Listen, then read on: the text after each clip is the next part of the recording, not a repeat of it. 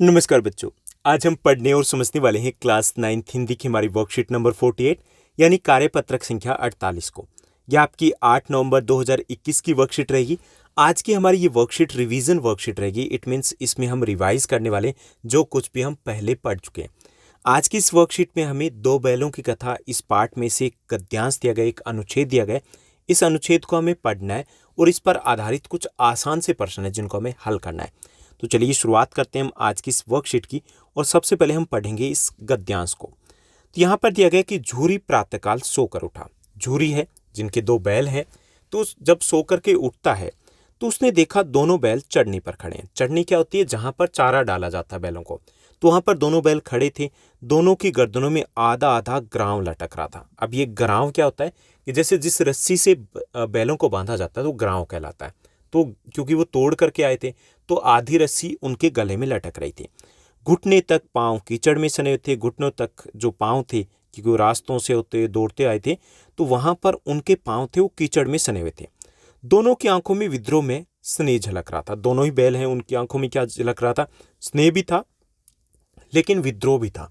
विद्रोह मतलब एक तरीके से नाराजगी थी कि उनको क्यों वहां पर भेजा गया, और स्नेह था अपने मालिक के प्रति, झूरी के प्रति। स्नेह था अपनी उस जगह से जहां पर वो वापस अपने घर पर लौट आए थे। झूरी बेलों को देख करके स्नेह से गदगद हो जाए। झूरी पहले तो अपनी आंखों को अच्छे से मलता है। उसे लगता है कहीं मैं सपना तो नहीं देख रहा। जब उसको पूरी तरीके से यकीन हो जाता कि हाँ दोनों बैल लौट आए, तो उन दोनों बैलों को देख करके स्नेह से गदगद गदगद होना मतलब बहुत खुश हो जाता है। दौड़कर उन्हें गले लगा लिया और प्रेम आलिंगन चुंबन का वह दृश्य बड़ा ही मनोहर था। यानी जब गले लगाया जाता है तो जो बैल हैं वो भी उनको चाटने लगते हैं। तो वो जो दृश्य था बड़ा ही मनोहर था, बड़ा ही अद्भुत था। गांव और घर के लड़के थे वो आसपास जमा हो चुके थे। तालियां बजा बजा करके उनका स्वागत करने लगे थे। यानी कि जो दोनों बैल थे उनका स्वागत, उनका वेलकम किया जा रहा था।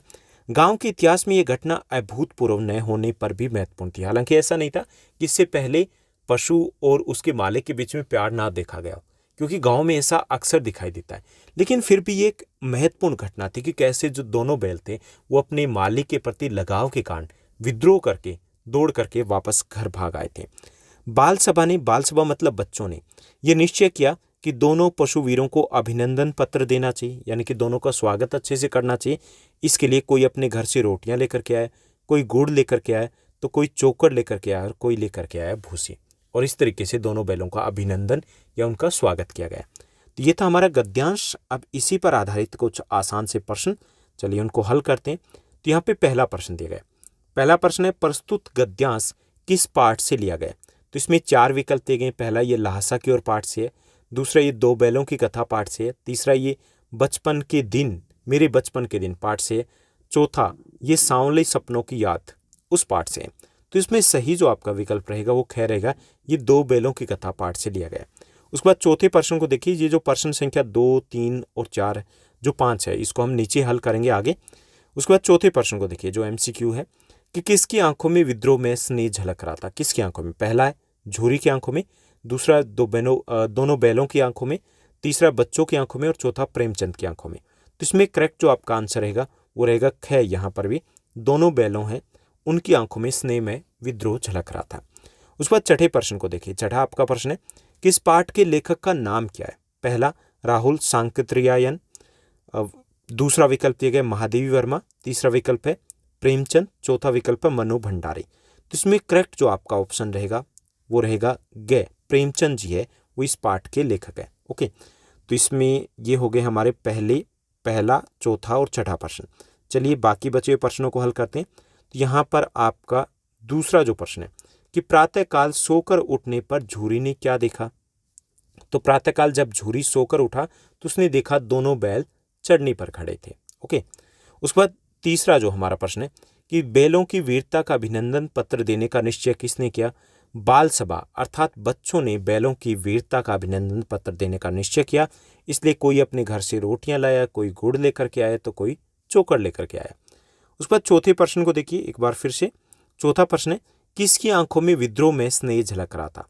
तो इसमें चार विकल्प हैं हमारे, झूरी की, दोनों बैलों की, तीसरा विकल्प है बच्चों की और चौथा विकल्प है प्रेमचंद की। तो इसमें सही जो आपका विकल्प रहेगा वो ख रहेगा, दोनों बैलों की आंखों में स्नेह में विद्रोह झलक रहा था। उसके बाद नेक्स्ट 5वें प्रश्न को देखिए। 5वां जो हमारा प्रश्न दिया गया कि तालियां बजा बजा कर कौन बैलों का स्वागत करने लगे और क्यों। जूहरी और बैलों का प्रेम भाव देख करके आसपास के लड़के तालियां बजा बजा कर बैलों का स्वागत करने लगे थे। तो ये थी हमारी आज की बेहद आसान वर्कशीट। उम्मीद करता हूँ सब कुछ आपको अच्छे से समझ में आया होगा। अगर आपको ये वीडियो, ये वर्कशीट अच्छी लगी तो इस वर्कशीट को लाइक और शेयर जरूर कीजिएगा। आज के लिए बस इतना ही। Thank you, bye bye, have a nice day. मिलते हैं नेक्स्ट वीडियो में।